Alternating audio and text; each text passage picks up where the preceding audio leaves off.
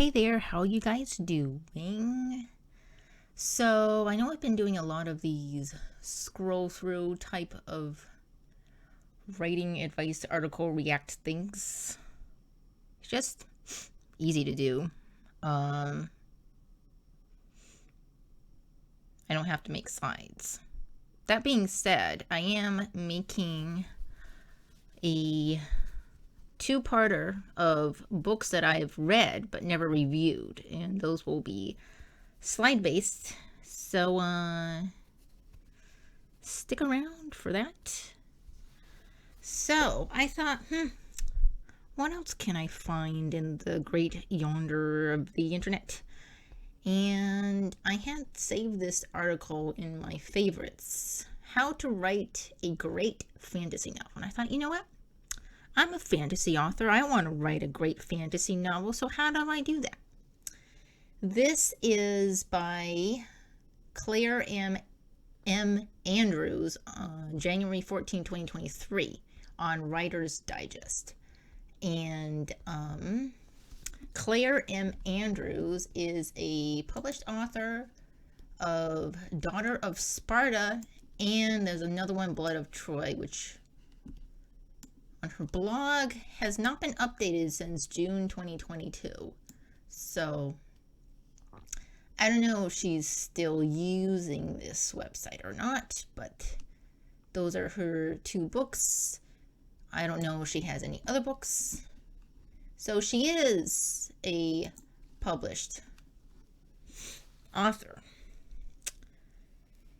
So apparently she knows how to write a great fantasy novel. I don't know. Who are we going to trust? I don't know. But let's get into this. Let's see. This is it has sections. Okay, so we'll get to this introductory part. Claire M. Andrews breaks down what draws us to fantasy fiction and shares her tips on how to write a great fantasy novel. Imagine the first fantasy movie that took your breath away, or the first fantasy novel that left you with a terrible book hangover that not even previous favorites could cure. What was it about these masterpieces that left you aching for more? Was it the ageless characters? Could it have been the masterful setting or thrilling plot? Or, imagine this, could it have been all of the above?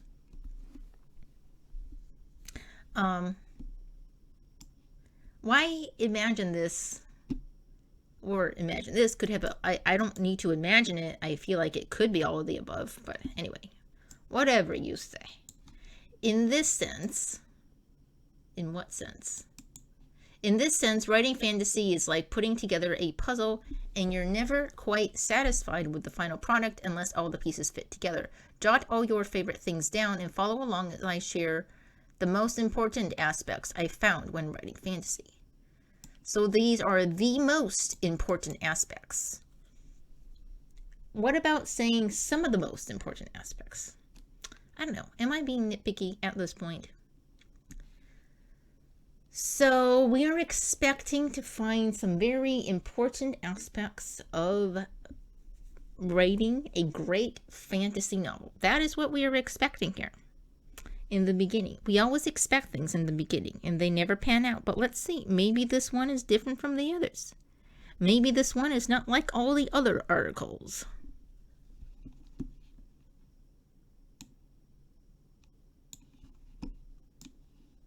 Building the world.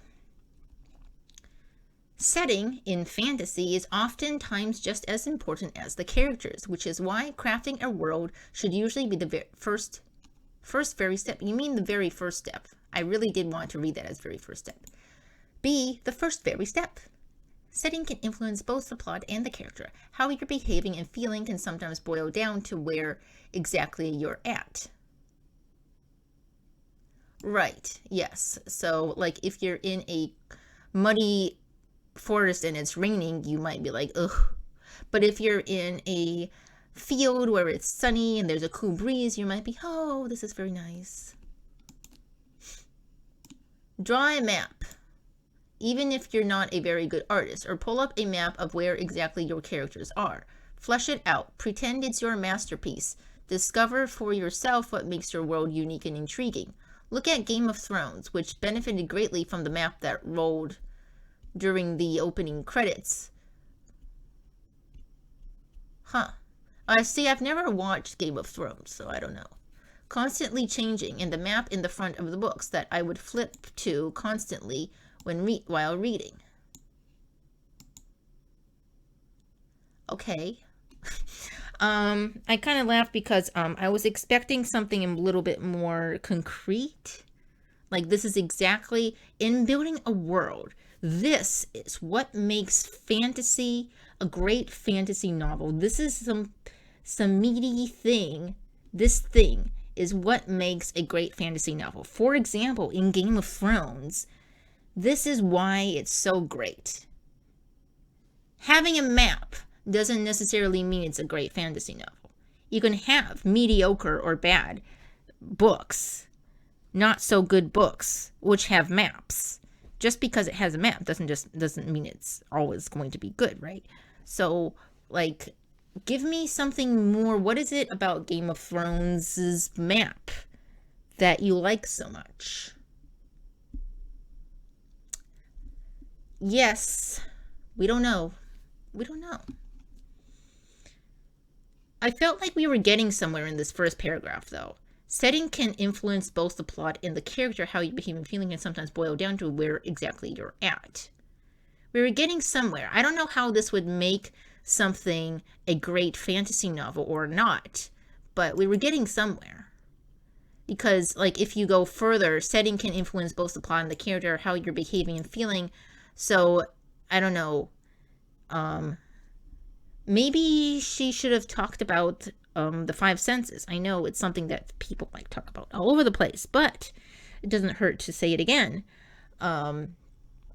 What smells do you notice? What sounds do you notice? Like, when you're down in the dumps, maybe you won't notice so many sounds. Maybe you'll notice the smells. Maybe your eyes are focused on the ground and you see how muddy and dirty it is. Maybe you see some creatures walking around under the leaves or something.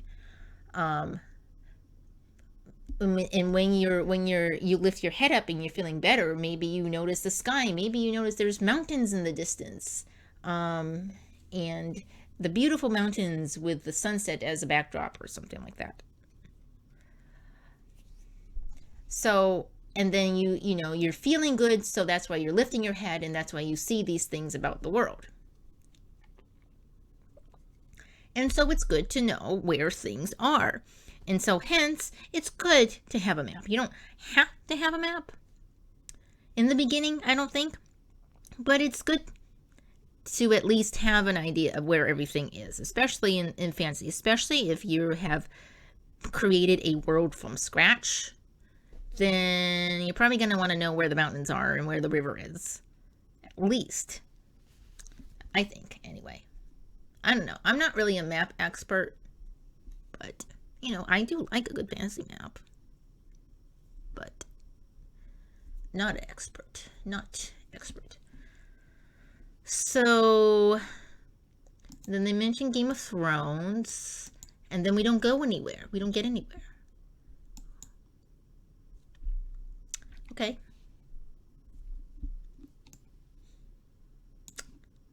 Getting it down. Keeping track of everything can start to get really, really messy. So the next thing you should do is get everything down. The door is made of door. The floor is made of floor. Obviously, this is the part where you write in the story. No? Yes? Are you a plotter? What are we talking about here? I don't get it. After crafting the world, your mind will be... Oh my gosh, that all turned blue. After crafting the world, your mind will be brimming with ideas just begging to get put out on paper.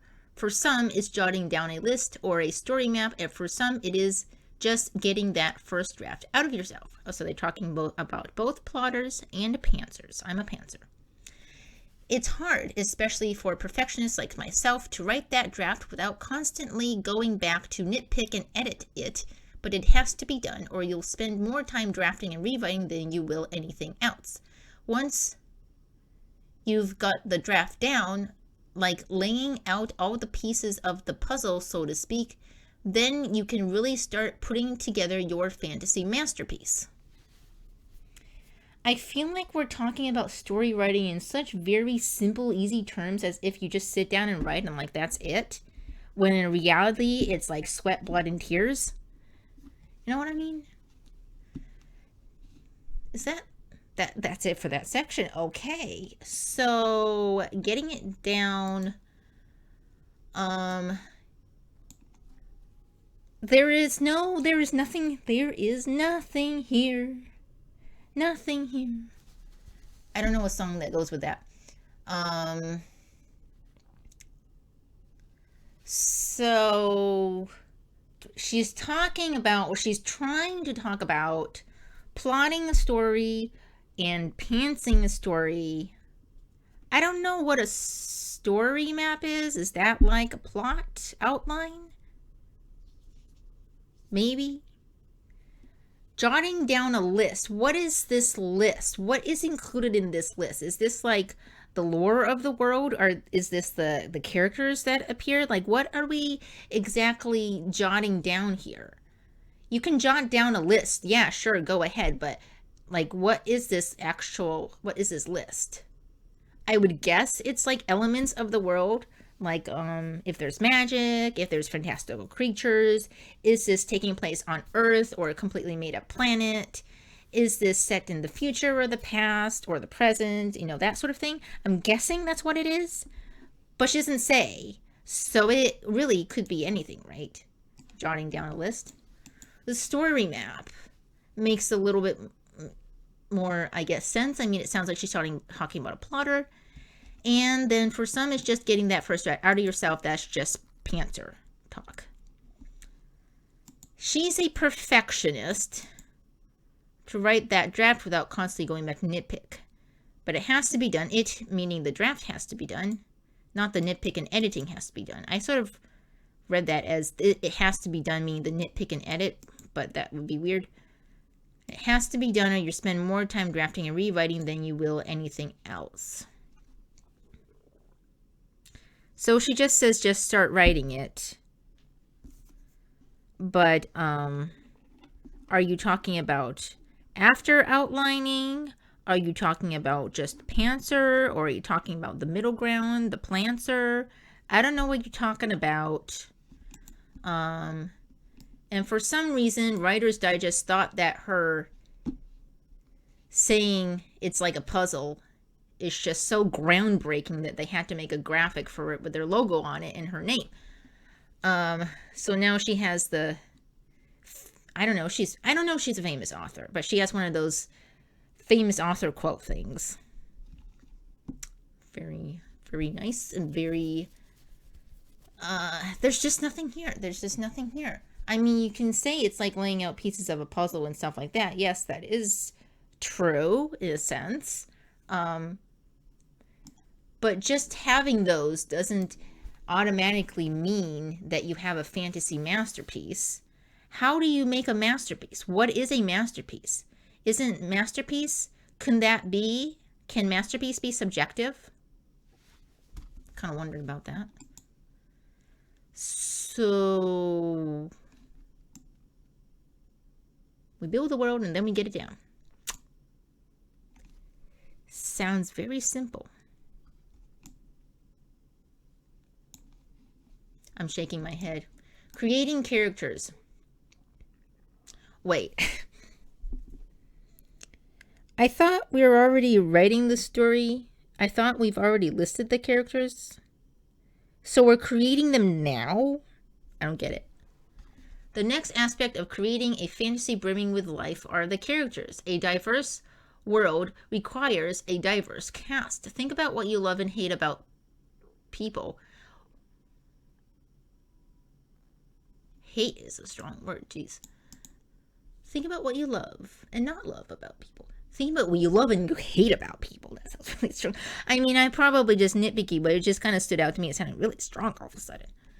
What confounds you about a person and your favorite book characters? Make a list of it all and make sure to show it through their actions and words. She's making it sound very simple and easy.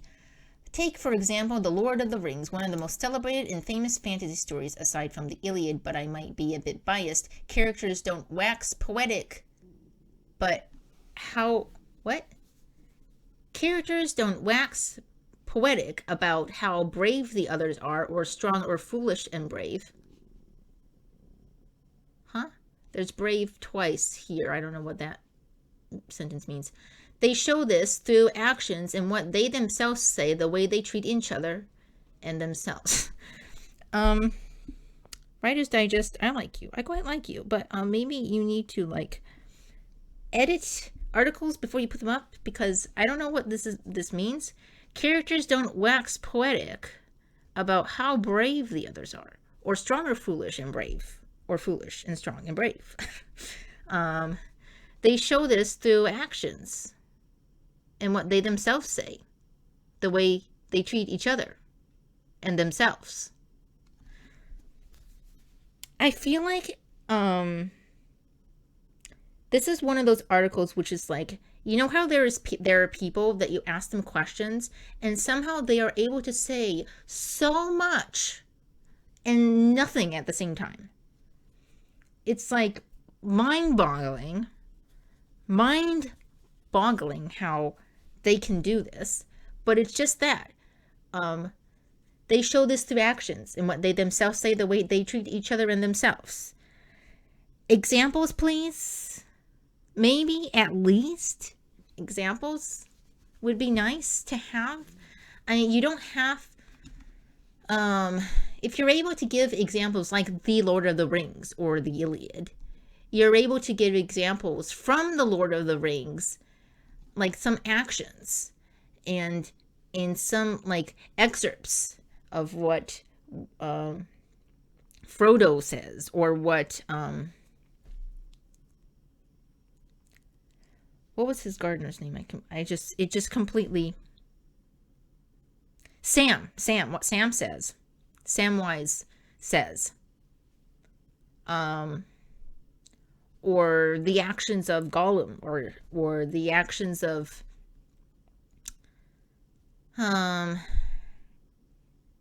Aragorn. What's his name? Aragorn, right? You know, all the characters. Get some quotes, get some experts of Lord of the Rings. Probably are experts of Lord of the Rings. Some excerpts from the book, some examples would be nice to have here. Because this is saying something without saying anything. I don't know what you're trying to say. You're talking about creating characters, but you're not giving me anything that I can use then in my own story writing.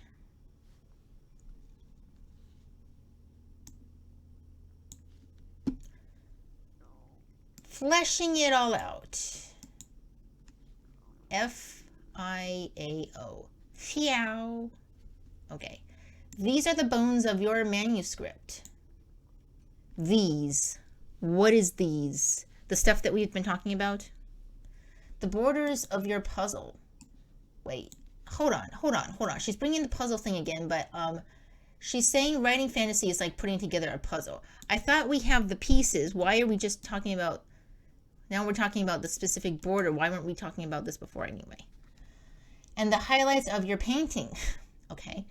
The rest is just fleshing it out, filling the gaps of your plot, rearranging your scenes so it all finally clicks together and the puzzle reveals itself. Once you've gotten that draft down on paper, these are what will draw in your readers and yourself and fall in love with it. Oh my gosh, please stop. These are the things that we will do. We will do the stuff and the things, and it will be very helpful, and you will fall in love with it. Like, what are we exactly talking about? Be more specific, please. I have no idea what you're talking about. Okay. Once you've gotten that first draft down on paper, she doesn't even say first draft. Once you've gotten that draft down on paper, these are what will draw in your readers. What is these? What are we exactly talking about? What are we referring to? Are we referring to the world or the characters or all of the above? At least be a little more specific there. I feel like that's what they're talking about. I could be wrong. What will draw in your, but how do you make it draw in? Like, you could create a world that you think is fantastical. Whether or not it will draw in your readers, that's a whole other thing. So how do you do that? I ask. And you did not say anything.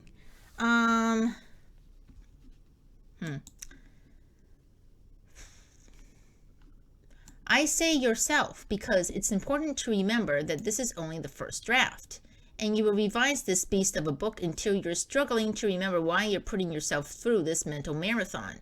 But once you're holding that final copy in your hands, it will all be worth it. Okay. Is this the end of this section? Yep, it's the end of the section, and then we have one of her books here, Blood of Troy. That's the other book, I guess, that she has.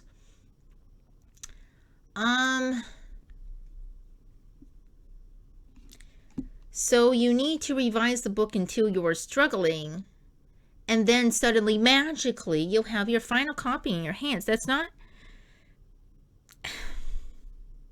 Talk about making things sound so easy and simple when it's not at all. What are we... We're trying to understand how to write a great fantasy novel. Is she implying that Blood of Troy is a great fantasy novel? I don't know. I've never heard of this book. I feel like I've heard of Daughter of Sparta, but I'm not sure. I am not sure. I don't know. Fleshing it all... I mean, just saying fleshing it all out doesn't give us anything. Doesn't bring us anywhere. Not anywhere close to understanding how to write a great fantasy novel. What exactly makes a fantasy novel a great fantasy novel? Like, anyone can say that this is a great fantasy novel. Like, Lord of the Rings, people say it's great. Although there are some people that say that. I mean, like, great fantasy novel is kind of subjective. It's pretty subjective. I mean, what is great to me might not be great to you. But you can probably say that great fantasy is like The Lord of the Rings, Narnia. What else? I know some people say Avatar: The Last Airbender, the animated one, is pretty good. I mean, I don't know the animated one, but I know sort of like basic storyline and stuff. Some people say that's great fantasy.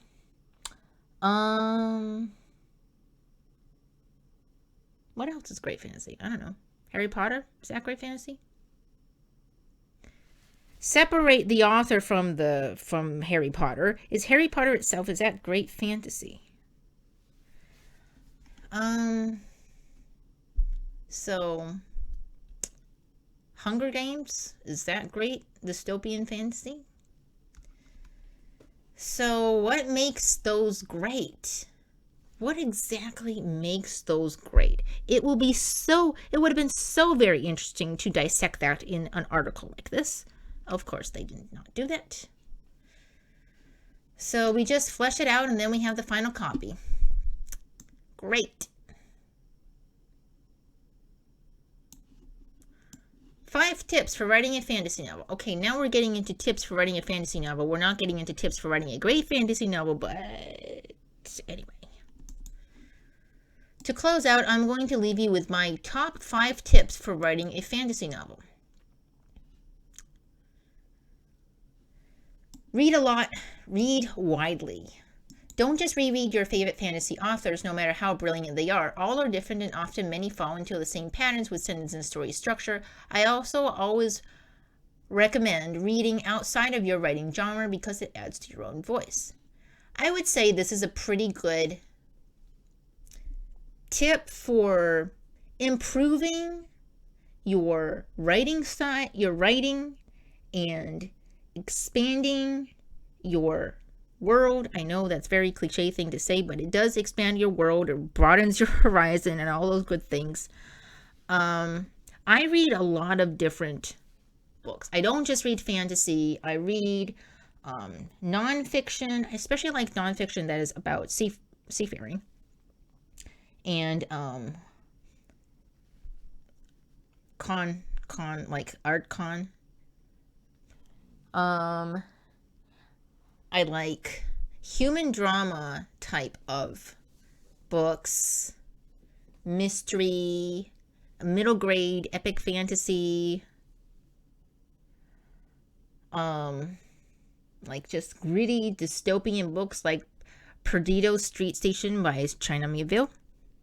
I still don't know if I'm saying his name right. And all kinds of books. I read all kinds of books outside of fantasy. I know I did mention middle grade fantasy. I meant outside of young adult fantasy, which is the genre that I write in. But I read a lot of books outside of that, and it's good. It does give you like inspiration for like, okay, I could make a character like what's his name? Man called Uva. I don't know how to say it very well. Um, but the main character, he is an unlikable character. I thought, this is the way to write an unlikable character. In my story, I have an unlikable character. I could do it like this, or I could do it like that. And it really does help you in your own story writing. To read books outside of your genre, it gives you other things to think about too. So I say yes, that is a good thing to say. I mean, everyone says this. This is not a new thing. You see this a lot. Okay. Write a short story. Interesting.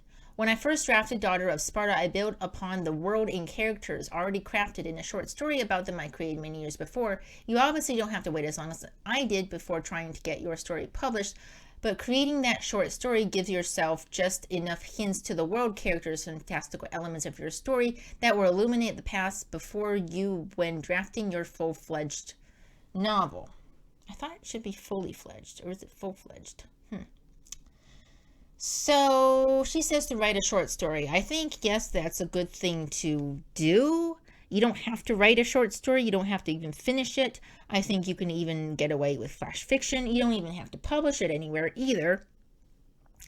But it's nice to explore the story before you write it. I mean, I personally don't do it, but if you want to, I say, go ahead. Go ahead. I think it's not a bad thing to say. It's not a weird thing to say.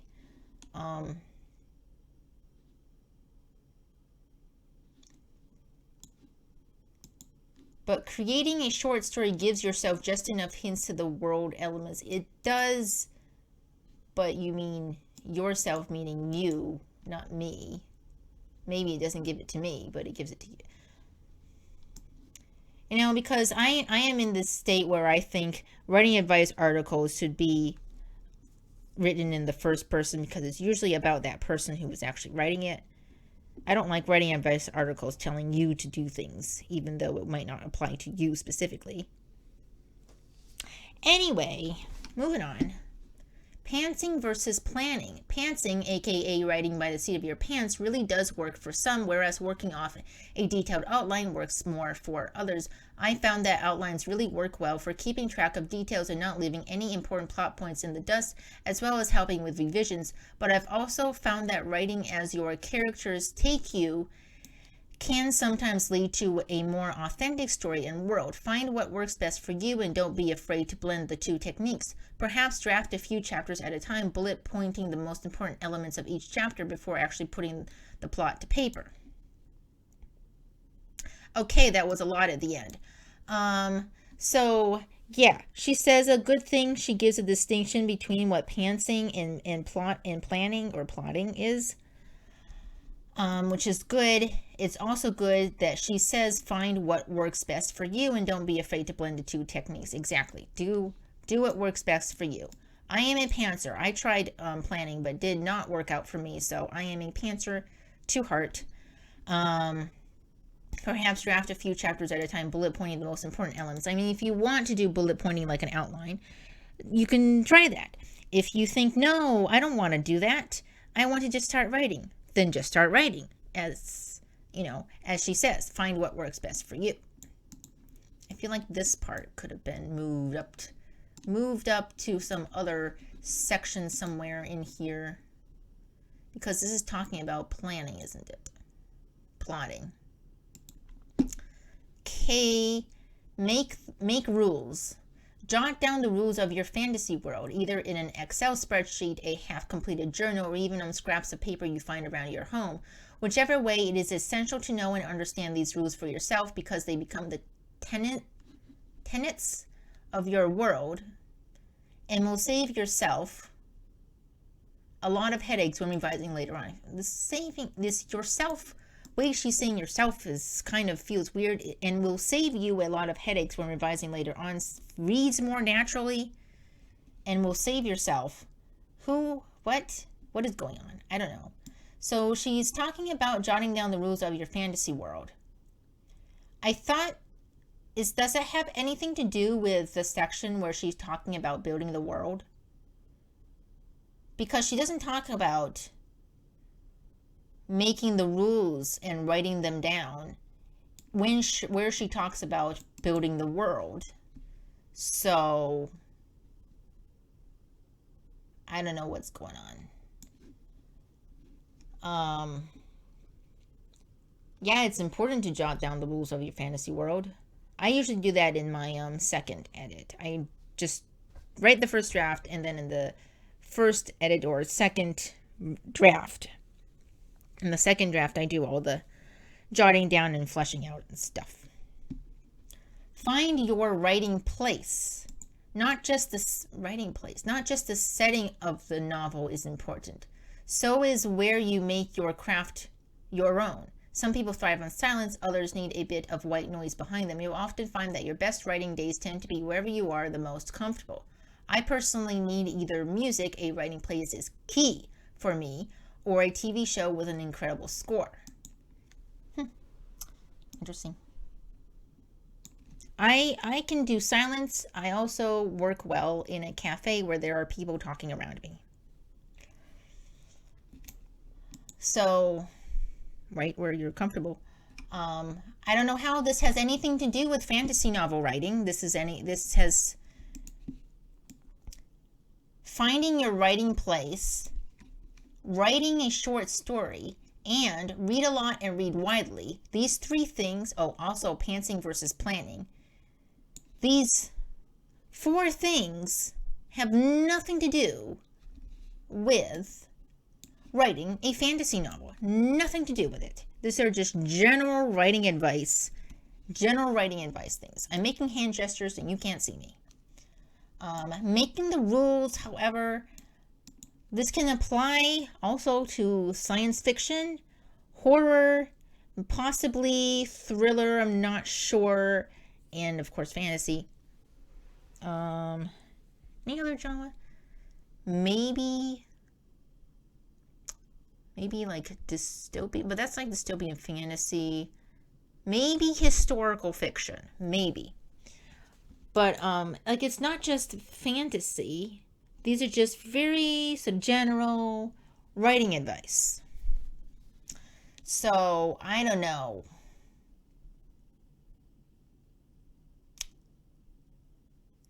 Yeah. Now we've come to the end. But whatever you do, make sure to enjoy writing. Fantasy is such a gift to readers, a door to other worlds, and an escape from the mundane pressures of this life we lead. Find your joy in writing. You already said that. And make sure you lace that throughout your story so your readers can share your joy. Yes, great. How? How do I do it? Tell me how. How do I do it? Nothing about how.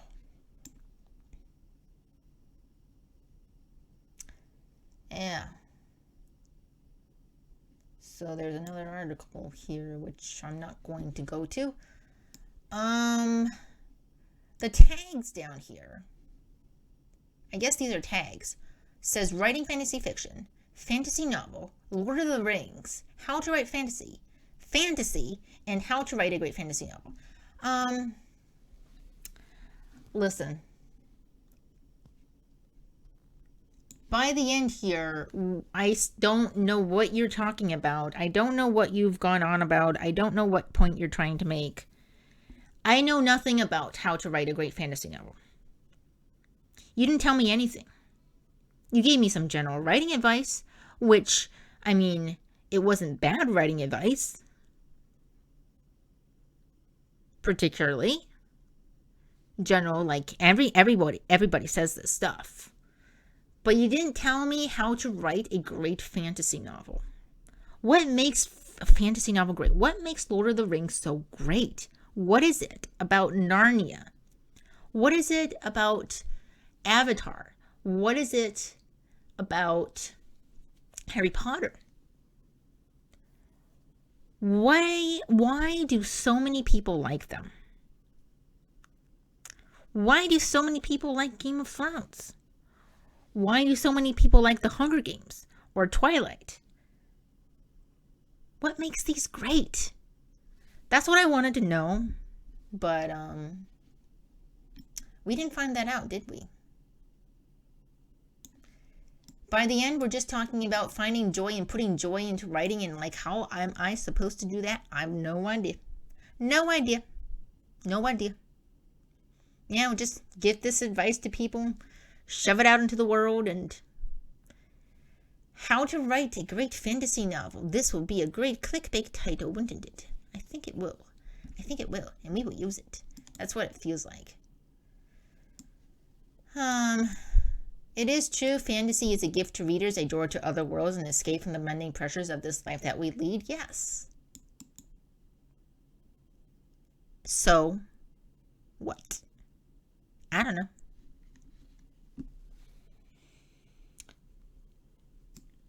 And so this article was a disappointment. I was kind of excited to get into how to write a great fantasy novel. Like, are we going to dissect the great fantasy novels in our time? That will be amazing. But we didn't, so. Because we have this very nice introduction that says, what was it about these masterpieces left you aching for more?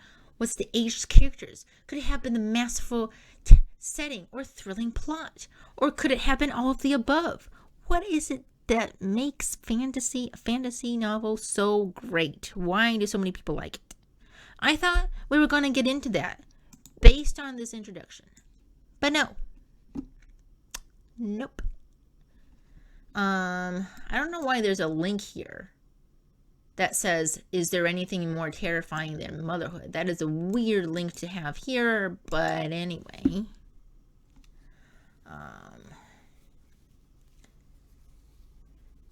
So we don't know what makes a great fantasy novel. It remains a mystery for somebody to explore. I don't know if I'd be qualified to explore that because I haven't read The Lord of the Rings. I watched the movie, and I don't know how different the movie is compared to the books.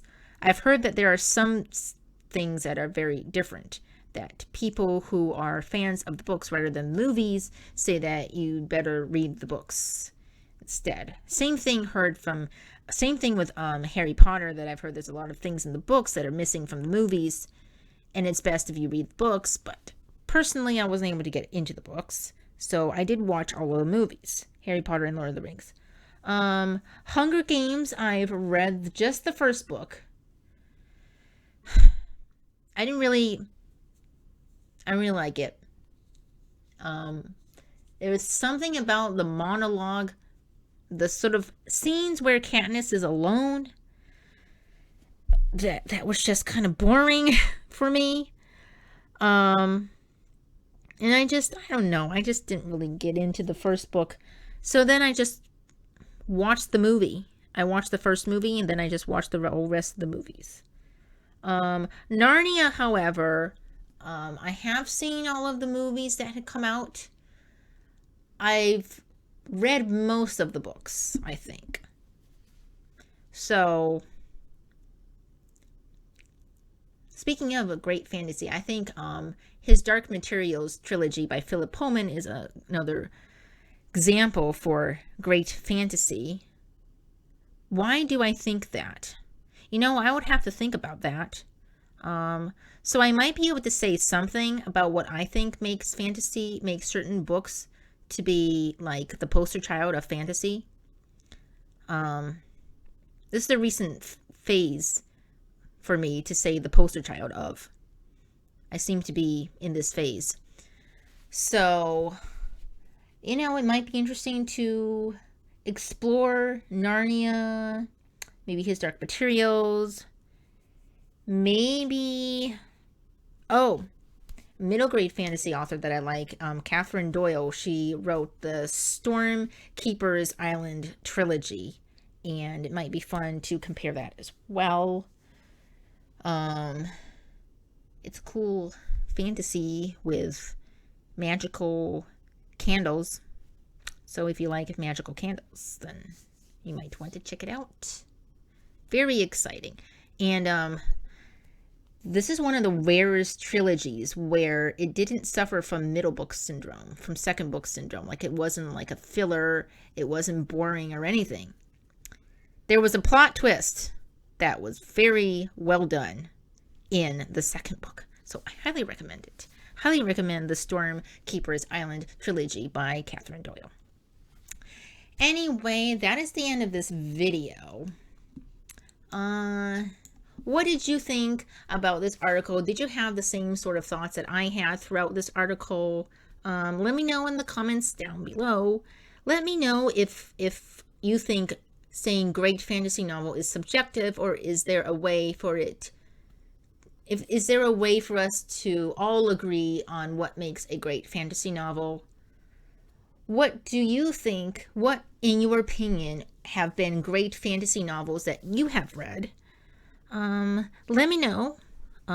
Discuss nicely in the comments. And your secret word for this video is lions, because of Narnia. Lions, plural. Let's do plural. Plural lions to trick people. And it'll be fun if you could somehow get it into your comment. That would be fun to read. And I hope you have a lovely day. If someone were to really dissect what makes a great fantasy novel, I would be thrilled to feature it on this channel. So, that is it for this video. Hope you have a lovely day. You will hear me in the next one. And the fox is out.